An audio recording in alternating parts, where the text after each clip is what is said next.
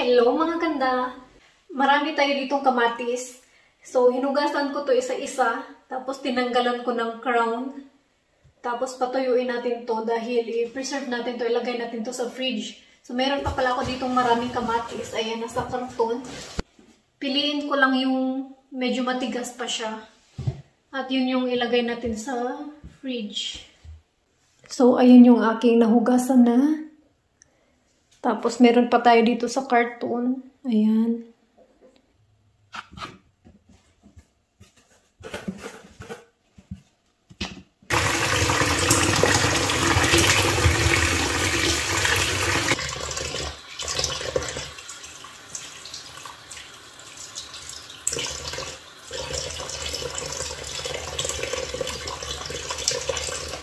Tamis.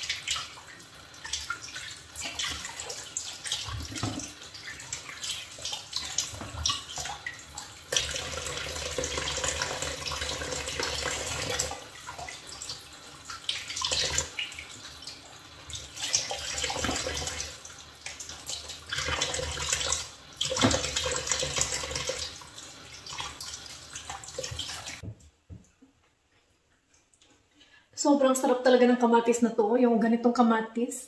Pahaba siya na kamatis. Ayan. Meron naman itong bilog. Sobrang sarap din ito. Ayan.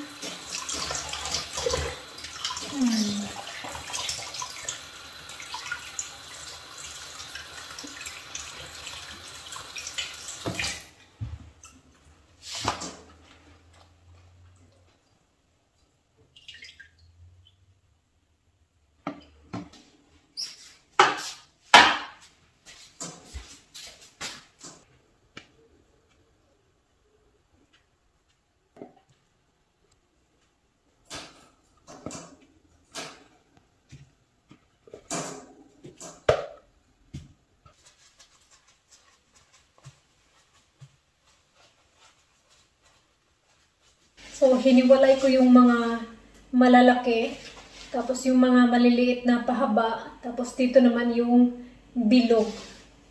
So, ayan.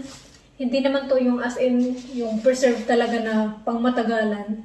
Dahil alam namin na mga ilang weeks lang to, dahil parehas kami ni Habi na gustong-gusto magpapak ng kamatis.